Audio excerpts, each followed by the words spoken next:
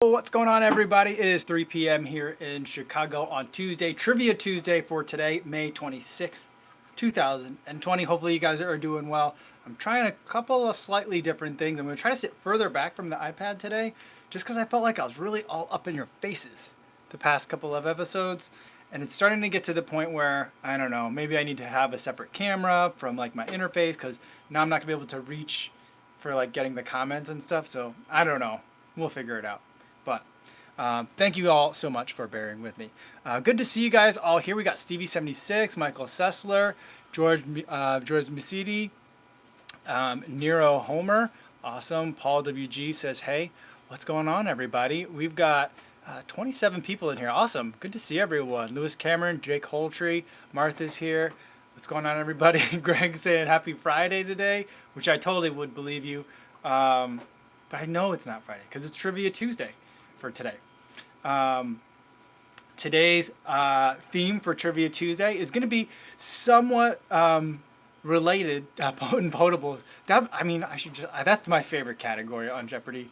But I think today's, I'm going to try to keep, it's very much like running related. Not exactly running related, but it's going to be about firsts or like near firsts. So that's kind of like what I'm going for. Ross Paul said he had a 10K PR today. Awesome. Good job, buddy. Martin says, good evening. It's the late night kofuzi show. How was or is your day? I'm having a great day today. I'm taking a rest day today, relaxing. I slept in a little bit. And, you know, I thought I would enjoy sleeping in, and I did at the time. And then I felt like I was really just behind all the rest of the day. So, like, I was like, this is why I should never take rest days. So I've been kind of grumbling around for most of the day. But that was my own fault. I didn't really plan my day properly. I had a big video just dropped, the summer running essentials. And it always seems like it's going to be an easy one. I'm like, oh, yeah, I can bang that out. I know exactly what I need for that. And then I'm like, oh, man, I got to gather so many things. And then I got to grab footage of all those things. So it took a long time to edit. And it ended up being like a 20-minute video. And that's just real long. So sorry that's so long, guys. Patrick Funk says, hi from Sherwood Park, Canada. Just finished watching the summer running essentials. Good to know I don't have to just buy Nike or Adidas any other brand name gears. Yeah, you know what I try to do with a lot of the running essentials is have like a mix. Sometimes I'll do it like all kind of like off-brand or no-name or somewhat generic stuff. Sometimes I'll do it like this one where I just, whatever I like is what I'll pick. And that's kind of where I went with this one. So there's a bigger variety of stuff, but I think that it's the stuff that I've been running in recently. So it's the stuff that I like, stuff I'm having a good time with. So hopefully you guys enjoy that and get a lot out of it too. I actually had to refilm the part about sunscreen because I went through and made the entire video about summer running essentials. And then as I was editing it, and it took several hours to edit this one, like I got to the end and I was like, you can't have a summer running essentials video and not talk about sunscreen. So I had to go back and like refilm it. So the lighting's a little bit different in that part. I don't know if you guys noticed, but hopefully it wasn't too jarring when I like slipped in that like reshoot of the part with the sunscreen. But sunscreen's important. I haven't been wearing any sunscreen yet. And I think 2 days ago, my wife was like, hey, have you been wearing sunscreen? And I'm like, no. She's kind of the sunscreen police at our house. I was like, no. She's like, I can tell. So she's like, your arms and your face all starting to look a little bit darker. You're getting sun, so you got to start putting some sunscreen on there. So she's right. And she's always right about it, too. That's what makes it frustrating. She's always right. Terrence, he says, greetings. Speaking of first, tried Hyperburst for the first time today. Go Run 7+. Enjoyed it. Good balance of firm and soft. Awesome. That's one that I haven't tried. And it's so confusing to me. There's the Go Run Ride. It's because the Go Run. I don't understand the Go Run. There's the Go Run Ride 8, which I do like that name because it's abbreviated as great. But then there's the Go Run 7. Like, I guess it's just like, I don't know. They got a lot of naming things I think they got to figure out over there. But I also suspect that because it's Skechers and it has that Skechers, I mean, for all intents and purposes, Skechers Performance seems like its own company. I don't know why they have Skechers in the name. I don't think that they should. But then every once in a while, because they decided to keep that Skechers name, I feel like there's a Skechers influence. Like every once in a while, I feel like there's a micromanager from Skechers corporate, like the home office that comes in and says, we got to Skechers things up. And they're like, here's how we're going to do that. We're going to make all the names sound kind of similar. So that way, if anyone high school kid runner kid's mom has to go to the store and buy the shoe, she gets confused and buys the wrong one. Because I feel like that's like part of what they trade on, confusion. This sounds similar to that. So like one is much more expensive than the other, but they sound the same, so it seems like you're getting a good deal and you buy it. I feel like that's what's going on. That's why like all the names are so like much the same. Not that other running shoe brands are that much better. Like with the use of the word boost or Adizero or Zoom. You know, for a while I've been thinking that Nike's been trolling us with their use of the word Zoom. But that's a side issue. Patrick Funk says, funny, my wife is also always right. Our wives are always, our partners are always right. That's just how it goes. Lewis Cameron says, just got my Brooks Anthem 2s for healthcare workers a couple hours ago. Can't wait to run in them. Awesome. That's so cool. I'd love to see a picture of that. JC8489 says, summer essential for running in Texas. Don't die. Yeah, you guys have had summer for the last 4 months, I think. Martha says, my husband is always right. Yeah, see, he gets it. Mark Trujillo said, watch Breaking 2's first attempt, for Kipchoge's first attempt on Disney Plus last night. Great documentary. Didn't realize there was a prior attempt at the Ineos Challenge. Yeah, that was so good. And then what's great about it is I think Matt Hutchinson's book, his latest book, that the finish line of that challenge is like the start, and it's like the bookends of his book. So it's pretty interesting if you've seen that too, and then listen to because I don't read books, I listen to them. So when I listened to it, that was kind of cool as well. But yeah, I mean that I feel like, what do you guys think? Was it better? I mean, for the sake of like, not for human history or like marathoning, but like for the sake of that documentary and like for the state of running, was it better that he didn't get it the first time? I think it was better. Anyway, Cody says, the good thing about single, I'm always right. That's funny. Austin Ellison says, depending on where in Texas, it is always summer. That's true. Texas is a really big state. TJM Run says, forgot the bug spray on the trail run yesterday. Big mistake. Yeah, I don't have to deal with a lot of bug spray in Chicago. That's something that we are pretty lucky about here. At least where I run. I run over by the lake, or used to. There are gnats, and that's pretty nasty, but for the most part, it's not bad. Last summer, I ran up in the Wisconsin Dells. That was insanity. It was like, remember those Far Side comics when they had the giant dinosaur bugs? It felt like that. They were giant. They could run. They could fly faster than I could run, and they would just repeatedly bite. I still have some scars on my back, like skin blemishes from where those bugs bit me. It's crazy. All right. Quistwall says, what do you think of running with a small water bottle in your hand? I think that's fine too. That's something that I forgot to mention in the summer running essentials, is I don't like to run with stuff in my hands because I'm already carrying a camera. So I've already got like too much going on. And so a lot of people, especially in the Chicago area, it seems to be very popular. I think a lot of urban areas is very popular to run with the small hand thing. It's like a strap that your hand goes in, like almost like a baseball mitt, but it's got a water bottle on the inside. I feel like that's a good one. That works for a lot of people. I don't like it. One of the things I will do, like in a pinch, is those little Gatorade bottles? They're like 10 ounces or 8 ounces. That's the perfect size for me. I feel like for carrying for like, oh, that's beautiful paint. Is that glue? Yeah. Awesome. My daughter's showing me her colored blue painting. It's abstract. But yeah, so like I'll take one of those like little Gatorade bottles because I feel like that's a really great size to have. And like last summer I was running up in eastern Iowa, up in the hills, and I had one planted and I did like a loop. And so like when I did the loop, I picked it up on my way around the loop and then just set it like 100 yards down after I finished drinking it. It was perfect. So I do like small water bottles. Martha says, you don't want to go to Alaska in the summer. Remember, I won't run before the mosquito is the state bird of Alaska. Yeah, I remember that for sure. For sure. Let's see. All right, let's get to the trivia for today. Let's get to the first. The first one, speaking of Gatorade bottles, is going to be about Gatorade. I think this is like a warm-up question. I think everyone's going to be able to get it. So Gatorade was not the first sports drink, but it was like the first like successful sports drink. What was the first flavor? It has a million flavors now, all sorts of different colors. I can't keep track of them all. They're all like some sort of red or blue to me at this stage. My favorite flavors is the original flavor and fruit punch and orange. Those are my three. Orange is not the first flavor though. Kefirification says. Let's see. Oh yeah. See, I think everyone's got it. What is beer? Stevie76. That's pretty funny. We'll get to the beer later. We'll get there. Mark Trujillo says lemon lime in the coconut.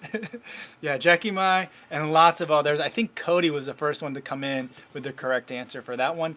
Lemon lime was the first flavor. Cool Blue is definitely not the first flavor. I feel like that's when Gatorade for me like jumped the shark from being like this is what people drink when they're like doing sports to like no, this is just like a sports drink kind of thing. So that's why I feel like the blue. Nope. So, Steve Arnberg, do you not like Gatorade? I like it. I still really enjoy Gatorade. My daughters like the red fruit punch flavor, which is one of my favorite, and they like one of the cool blue. Like it's a blue one. I don't know which one. I think there's 3 or 4 blue flavors, but it's one of the blue ones that they like. Gatorade Rain, I do remember that. I remember me and my buddies when we were in high school, we would ride bikes all over the place. I mean, it really wasn't that far in retrospect, but it seemed like it was far because it was like 2 towns over and you had to cross a big highway. That's New Jersey. But we would ride bikes to play. We'd meet up, go find a basketball court, play basketball, and then like raid someone's couch, like that, literally at home, and like find whatever change we could so that we could go to the 7-Eleven and 7-Eleven and then get Gatorade or slushies or big gulps. That's what we did. That was like how we spent like the entire summer. Let's see. Ross Paul says, who was it? Scott says, where was it invented would be a great question. That would be Florida, University of Florida, Gators, whichever one's Gators. That's why it's Gatorade, right? Yeah. Yeah, Recycle on Wednesdays talking about Lucozade, oh, University of Florida? Yeah, University of Florida. Lucozade or Lucozade is what someone was saying. Yeah, that's, I think, would be the first one.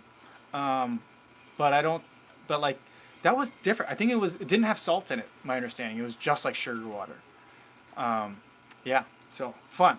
All right, we're off to a good start, I think, for Trivia Tuesday. By the way, there's no points awarded, no penalties levied, and no prizes. Just for those of you who are new. It's just trivia. We're all having fun here. All right, next one. Defunct 1216. Gatorade is better than water. I still like Gatorade. Maybe it's because I'm older. Maybe there's nostalgia to it. But if there's water or Gatorade in the course, I'll almost always pick the Gatorade. And then there were a couple. Oh, Dr. Funk 1216. H2O. Yeah, you can do it. But there was a couple of races for a while where Noon was like the on-course like hydration drink. And I think people didn't know that Noon doesn't have sugar in it. It's just electrolytes. And that messed people up for a while. And I haven't seen Noon for a while at a race. Have you guys seen Noon recently? I mean, no one's seen anything at a race recently. But like, have you guys seen Noon at races? Anyway. All right, next question. I think that there are multiple answers of this. I think there's a total of 4. So I'll accept any of the 4. But because there's any of 4, you got to get the names exactly right. Name one of the first flavors of goo, like the nutrition that you eat. Any of the first 4 flavors of goo. Came out in 1993, according to the Goo history on their website. Ooh, already we got a good answer. Shannon Sides. Shanonymous coming in with vanilla bean. That is correct. Salted caramel, not one of them. Strawberry, no. Martha says Noon was at Mountains to Beach. That makes sense there. I could see that. Lemon lime, strawberry, not correct. Chocolate is kind of right, but Lewis, you got to get the exact name for the chocolate correct. Ross Paul coming in with all the fruits. Apple, orange, berry, and raspberry. There was a fruit, but I don't think anyone got it. It had a specific name, and I'll give you a hint, it was orange, and chocolate was one of the flavors too, but it had a specific name. Anyone remember that? I wasn't eating goos back then, so I wouldn't know. Raymond Galicia says Noon was a hot chocolate sponsor in San Francisco. Oh, okay. Interesting. Oh, Lewis Cameron, you got it. Chocolate outrage. I don't think I've had any of those original flavors. Not even the vanilla bean. Although they say that the vanilla bean continues to be pretty popular amongst their flavors. All right, the other ones are someone mentioned orange, but it was orange burst. Orange burst is what they called it. I think it's called like tangerine or orange tangerine or something like that. And then Dr. Funk 1216 salted caramel is the best tasting though. I like salted caramel flavor for goo. I don't really like. Well, I guess I like caramels in real life too. I think I just like caramel. And the other one is we have vanilla bean, chocolate outrage, orange burst. Oh, pretty. I like the glitter. We had those three, and then the last one was called Just Plain, which is now called Tastefully Naked, Tastefully Nude. One of those two. Pizza flavored. I can imagine goo coming out with. That would be great for them to actually make for April Fool's Day. Like, if they could make, like, for real make a pizza flavored one, but have it like a limited release. If I were, we got to figure out a way to make that happen. Pizza flavored goo for an April Fool's Day joke. But it had, like, let's make it a real product. That's what I would love. Keeper from vacation, making fun of my lack of a train of thought. Orange bean, chocolate outburst, and pretty glitter flavors. Yeah. Nathan ends wishing that there was an IPA flavor. Scott says goo poo. Yeah, some people really don't like goos. I would think that I would say that goos are the thickest of all the gels that I've ever eaten. Martha says you should pitch that to goo and sell it like joke writers sell jokes to comedians. Yeah, maybe. I'm just gonna hit. I mean, who else would make that though, other than goo? Because they make like all sorts of weird flavors. And the thing is, I don't think they ever discontinued a flavor. I've never seen on Twitter anyone say like, "Oh man, goo discontinued my favorite flavor." I think because like they just have so many. I think they just keep making them, even if they're bad, like birthday cake. Blah.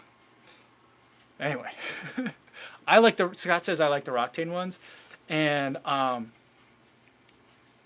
Ina said Goo had a birthday cake special.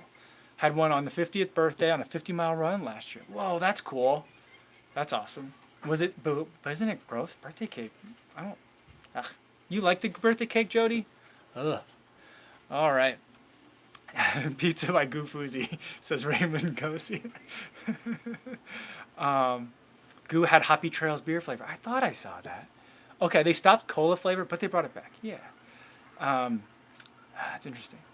Yeah, I like the Roctanes though. My favorite of the Roctanes is the it's like a coconut. It tastes like what is it? Not Almond Joy. Mounds. It tastes like Mounds because it's coconut and chocolate. That's what I taste. I actually really like it. All right. On the topic of food, and yesterday we were talking about Power Bar and whether that still exists or if it's still a thing, and I couldn't remember because I thought I'd remember seeing it in the store, but I couldn't really remember. So here's question 3 for today. What was the first energy bar? And it wasn't Power Bar. The first Power Bar was in 1986 by Simon Partridge said would love an Almond Joy right now. I would too. But the first Power Bar was in 1986, the company started by a Canadian marathoner, Brian Maxwell. Tiger Bar, Tiger's Milk? I'm not familiar with those. I've never heard of that. I mean, trail mix, I suppose, counts. But I mean, like, as like a bar product, like meal replacement, like something that comes in a wrapper, you know? I mean, maybe this answer doesn't really even count because it's so, like, weird. But I do think that it was sold and marketed as, like an in-between meal kind of food or a meal. I don't know if it was a complete meal replacement. I don't think anyone's going to get it. I had to look.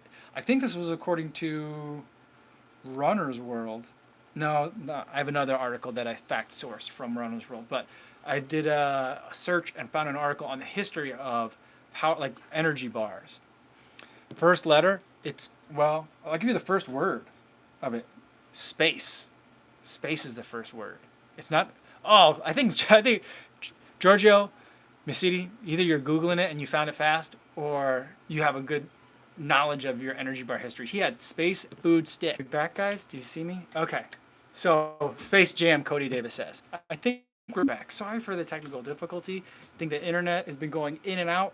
We're streaming pretty heavy here. So, I think all the iPads are streaming the same High School Musical 2, or was it 1? They're both iPads are streaming. They're watching High School Musical 3, and but different points of it. So there's 2 showings of it going on simultaneously at our house. Okay, so Vince C says he remembers those Space Bars metal futuristic rappers energy bar, saying that these were space food sticks made by the Pillsbury dinner rolls fame and Pillsbury Doughboy, that kind of thing. And so they were making it as space food for astronauts to be able to eat, something that was shelf stable and nutritious. And then they pivoted from that and started selling them to the public. I called them space food sticks. But I imagine that would have probably been pretty popular because like everything space related was super popular in the 60s, wasn't it? Right? Yeah, so that's that. Doing that a lot lately, been watching like all the High School Musical. We were watching the 3 movies and the series. The series is pretty good. I like the series. But I do think that to really get... Okay, I think we're back. I'm on a different Wi-Fi now. We have a different hub that we use for work, so I'm just going to hop on that. Hopefully that will work better. All right. So, yeah. Well, I don't remember what I was saying. All right, well, let's get to the next question. All right. Let's go to gummies. I couldn't find any facts on the first run gummies, like who was the first to make them, because I know like Cliff makes blocks, and I've had those before, and I actually, my first Chicago Marathon training block, so like 2017, that was my main form of running nutrition, was the blocks, and I really liked those. But I couldn't figure out who was the first to make it. So, but I was able to find information on the first person to make gummy bears. So that's the first question. Who made the first gummy bear? Cody Davis saying Honey Stinger Chews are pretty good. I don't think I've ever had the Honey Stinger Chews. I've had some of the Honey Stinger gels and of course the Stroop waffles. And that's going to be coming up as a question next. All right, Luis Becerra says, what's up, a bit late? That's okay. We've been running into a little bit of technical difficulties with the stream. Sorry about that, guys. But other than that, we're hanging out, having fun. While some of the answers come in, I'll answer Matthias Rauscher's question. He says, when do you use hydration drinks when you race a marathon? Can you explain a little bit? So a lot of times there's hydration drinks on the course. So a lot of times there'll be Gatorade or some other sports drink on course. And usually what that is a drink that has a mixture of sugar and also some salts to replenish the things that you're losing from sweat. Sometimes it could just be sugar. Sometimes it could just be the salts, like we were talking about with Noon earlier. The idea is to keep replenishing you with the things that you're sweating out or losing over the course of the race, so you keep going. Different people have different hydration/nutrition strategies.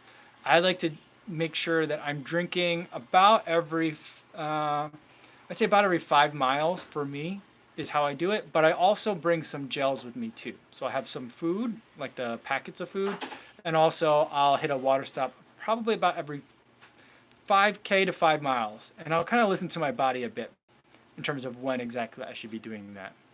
I would say that it's probably okay to kind of like go by feel on it for a lot of it. But in the beginning, I'll at least hit the first at the 5 mile water station. If I haven't hit one before then, I'll make sure to hit that one just to make sure I get something.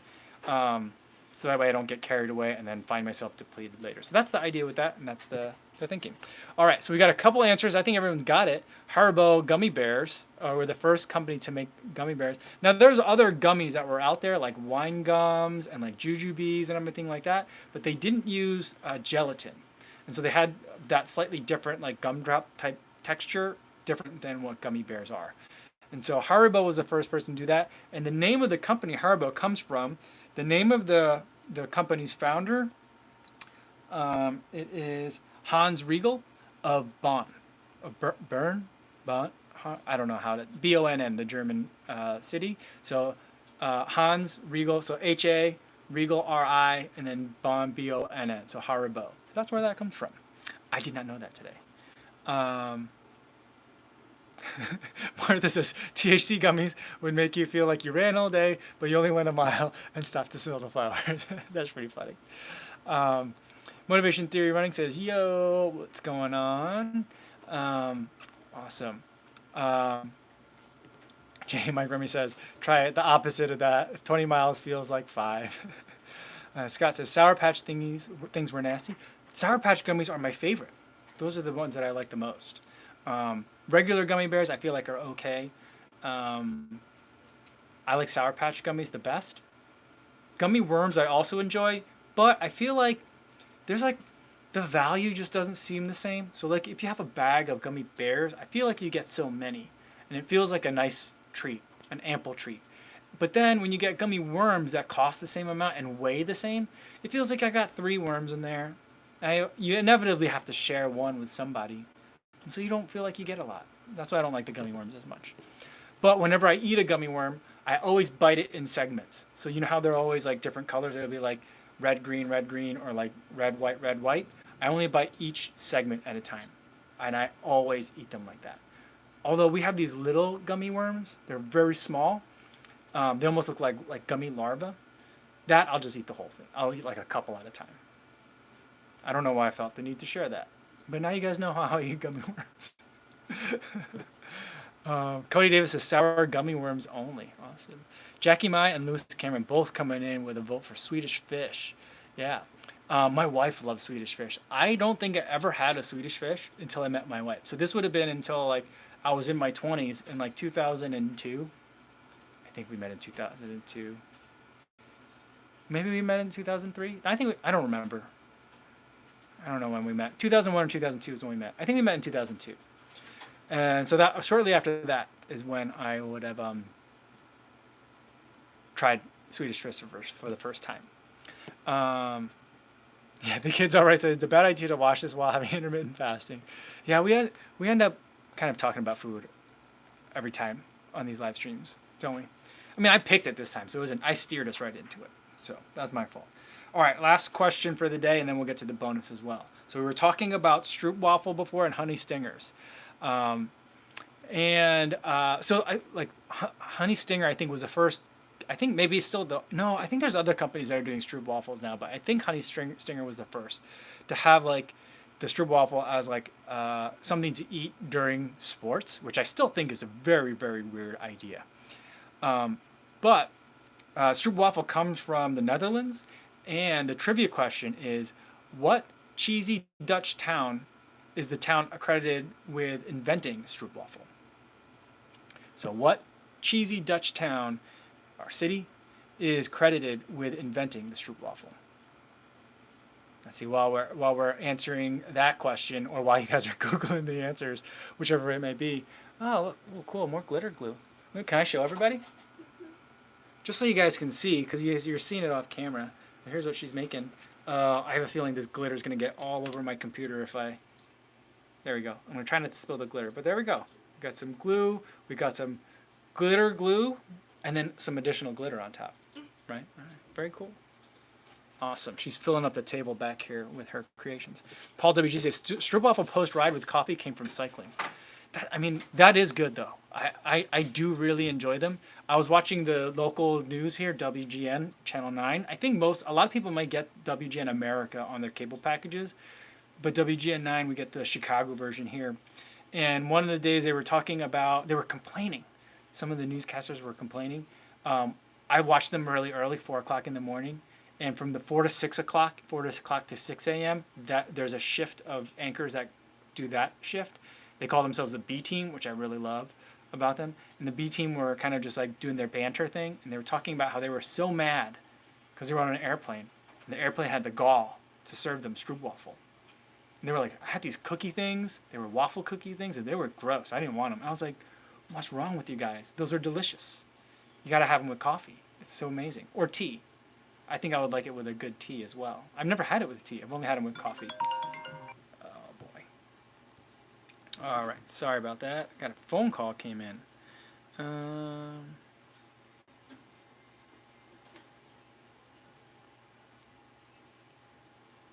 All right, so just had to send that away. Sorry about that. But yeah, so let's see. Did anyone get it? I think. Oh, we have the right answer. We got a lot of guesses for Idam, which is a good guess. Amsterdam. But Martha had the first correct answer of Gouda. So again, my source on this is a bakery, I think out of Alaska. Yeah, I think out of Alaska, somewhere north. Um, and they make stroopwafel, and they had as one of their blog posts, or was it on their website, talking about how it came from the town of Gouda. So I had no idea. So that's the correct answer. Awesome. All right, let's see. Before we get to the bonus for today, um, let's see what we have here. Yeah, the stroopwafel post ride with coffee came from cycling. That one, yeah, I think that's a good combination. Super tasty. Motivation Theory Running says, I've been eating Honey Stinger waffles since they came out. Love them, except late in ultras where everything is awful. Awesome. Inez Dunbar says, hope your mom doesn't tell your wife that you can't remember when you met her. It's okay. I don't think she remembers either. Our fallback is our mutual friend Chris. We met at a wedding. And so my college friend Chris is someone that my wife worked with. And so we met at a wedding in Cincinnati. I was living in St. Louis. She was working in St. Louis, but we met in Cincinnati at the wedding. So like we're always like, hey, if we ever forget, we'll just ask Chris. That's our mutual friend. And so, yeah, that's how we'll remember. And then I told her like after a while, like once we got like engaged, I was like, just so you know, we've always, even when we were engaged, we had a hard time remembering what year or even like what date we met. And so I told her like, just so you know, we're getting married soon. I don't have to worry about the day we met anymore. Once like the marriage happens, then it's the anniversary is the only day that I need to worry about. And I told her that's the only one I'm going to remember. She said, fair enough. So we're good. We have an understanding. You know, you find the right person, you know. I married the right person. That's not the only reason she's the right person, but I married the right person. Stevie76 would be a better story if you all met on Friendster. Yeah, I think we're older than Friendster. I don't think Friendster was a thing in the early 2000s. Was it? I didn't have a Friendster, for sure. Dalemans are the best stroopwafels. I never had that before. Cody puts his on top of a cup of coffee to warm it up a bit. Yeah, that's what they say, because then like it softens it up. It melts the, what is it in the middle?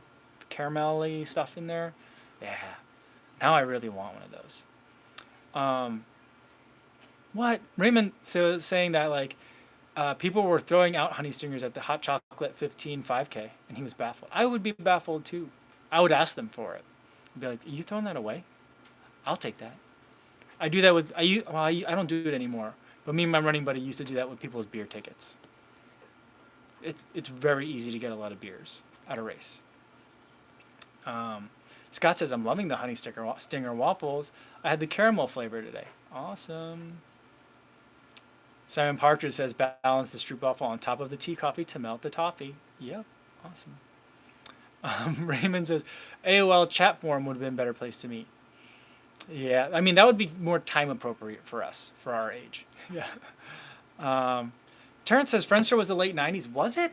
I mean, that's when I was in college. It was the late 90s. I graduated in 2001. So I don't think Friendster, I don't remember Friendster at all. I knew people that had like MySpaces and stuff, but I think I was already too old for MySpace, because at that point MySpace was stuff that like people younger than me did. I had like a GeoCities page. That's how old I am, to put it into like technological perspective, you know. Yeah, and being dehydrated when you drink beer is fun too, says Motivation Theory Running. Love me some extra tickets. You know, we got the idea one time to ask people for, I mean, now that I look back on it, it seems very crass, and it probably is. And I mean, we could certainly have afforded to buy the beers. But one race we were there, me and my running buddy, and like we were just drinking beers. I think we happened to be near the exit. And some people came up to us and were like, you guys look like you like to drink beer. Would you like our beer tickets? We're not going to use them. And they gave us like 4 of them. And we were like, yes, we would. And then it was just like, ding. There's a lot of people like that. Look at all these people leaving with the beer tab still attached to their bib, the thing still attached to their bib. So, yeah. Raymond is trying to imagine a Kofuzi Zanga page. Good trivia topic, social networks. Maybe we'll do that next time. The thing is though, like for whatever reason, I don't have a lot of like personal knowledge about the social networks. I think I just missed it. I think like I was just the wrong age to have missed it, or the right age to have missed it, depending on how you look at it. Dr. Funk 1216 says, do people in the Midwest call it caramel? Yes, it's very confusing. Caramel. I mean, that'd be the more New Jersey way of saying it, like caramel. Caramel. Oh, cool. Got another submission here from my daughter. Glitter. Ooh, looks good. Was that purple? Yeah. All right. I have a hard time seeing purple. But yeah, so people here call it caramel. So like at Christmas, my mother-in-law makes homemade salted caramels. CARMELS. They're delicious. I love them. I feel like one of these years, it's going to literally pull a tooth of mine right out as I'm eating them. But yeah. Lewis says, what was your geospace? Is it findable using Internet Archive? I don't know. I don't remember. I had a, was it, I think it was geospace. I mean, I remember writing the HTML for it. I could do that. I remember that. But I don't remember what it was. Anyway, DEW Running says, in my day, social networking was when you drove down to the Dairy Queen. Awesome. Very cool. All right, let's get to the bonus question for today. Because we were talking about, first, we ended up talking about goos and what was it, the hoppy something, the beer flavored goo. And everything kept circling back to beer. So the question is about the first beer mile. What year was the first beer mile? And bonus points if you can tell me where it was held. I'll be pretty like generous with the where. You don't have to name the specific track, but when was the first beer mile, and where was it? Dokataga coming in from Canada saying 1987, Chicago. That's pretty close. Stevie 76 says 1492. Now I can't imagine that there wasn't like some sort of beer and running combo at some point. It might not have been called the beer mile. It might not have had like a collective memory of it. I was surprised that I could find history on beer miles because of the fact that like I just feel like it'd be like saying like who was the first person to have beer after a long run? Like that's just a thing, right? So that's why I'm like, but I was able to, according to Runner's World, and this is the kind of like, you know, deep investigative journalism that makes me want to subscribe to Runners. I don't subscribe, but it's articles like this that made me think about it. If they can keep putting out stuff like this, stuff that I like that, they have history on the first beer mile. And we came close between two answers that came in really close together. And we got a lot of answers in the 80s. Giorgio saying 1933 Chicago. No, that's not the part that was close. It was the year in the other one that was close. 1971 Denver. I feel like Denver is a good choice for it because like Colorado is such a beer drinking state. 1988 Berlin. No. 1993 Munich. No. The answer, according to Nathan says it was to get to the Oktoberfest. According to Runner's World, the answer was 1989, which Lewis had. Lewis Cameron had 1989, and then Omega Go said 1993. That's just wrong. 1989 was the answer in Kingston. I don't know if it was in Kingston or not. That's where the beer milers that started the beer mile went. Here's my where my knowledge of Canadian geography comes. I don't have much of a knowledge of Canadian geography, so here's where my limited Canadian geography comes into play. So it was in Canada. It was in Kingston, where like it became much more official. But there was a high school. It was at a high school track in 1989, and those guys that ran that first one went to Queen's College in Kingston, Canada, or Kingston College in Queens, Canada, something like that. Because in subsequent World Beer Mile Championships, there was the Kingston Cup and the Queen's Cup. The Queen's Cup was for the women's champion, and then the Kingston Cup was for the men's. But that was the origin of it, 1989. at a high school, which I feel like is a very appropriate way that something like the beer mile would have started. Not that it's appropriate to drink at a high school or to give beer to high schoolers, but keep in mind in Canada, the drinking age is different than in the US. So I'm not advocating underage drinking. But I think it's very it's very fitting to me, one, that it happened in Canada, and two, at a high school track in Canada for the first, I guess, documented beer mile. Now there's also chunder runs, or chunder miles, which I believe is the Australian version. Anyone ever done that? Any Australians in here? Dokatagran says it's a military college in Kingston, Queen's College. Yeah. Ted and Ruth says Glasgow University Hares and Hounds Club held the chunder mile. Yeah, where participants down a pint before each lap on a cinder track. Yeah, that sounds about right. Fun fact, the closest thing that I've ever come to doing anything like that was something that we did back at WashU, Washington University, when I was on the track team there for a very brief period of time. Trial and Theory Channel says, I think my girlfriend has a crush on you. I think you're being very silly, but that's very flattering. Dokatagran telling us about the drinking ages in Canada. 19 in Ontario, 18 in Alberta. So I think one of the original runners was 17 at the time, so it doesn't quite fit. But you could be 18 or 19. Would you be 19? Could you be 19 in high school? I'm not sure. But anyway, it's about age appropriate. So pretty funny that happened in Canada. But chunder run is something that was a tradition at WashU for the track and cross country teams to do. And I remember doing one. It was my freshman year in college. I may not have been 21 years old at the time. I was freshman in college. So I did that. That was, I don't remember if I threw up or not, but it was not pleasant. I didn't like it. I mean, ours felt like it was longer than a mile. We didn't do it on the track. We did it on, there's a very famous underpass at WashU that you get from it's where the residential area part of campus, where all the dorms are, to the main campus, and we did the laps marked underneath that bridge, the underpass, and yeah, I just remember being it was the first kind of race for fun race I'd ever seen. It was the first pop-up race, unsanctioned race, whatever you want to call it, and it was so much fun. I thought it was so much fun. It's surprising to me that I didn't get more into it, because it checks all the boxes of things that I liked, even then and still now. So I would like to do a beer mile at some point. I just don't know where I would do that or how I could get it done. I mean, I don't know if I would really feel comfortable doing it up at the track up here in Chicago, but it's not next to a school, so I would feel better about it there. All right, one more art submission coming in. Here we go. Was that just white glue and silver glitter? And blue glitter. Oh, and blue glitter. Sorry, I can't see the blue glitter. Because I thought, you know what, maybe the chunder miles would have predated the Canadian, or the version that originated in Canada. Because I was like, there's got to be earlier than 1989 that this would have occurred to a bunch of people.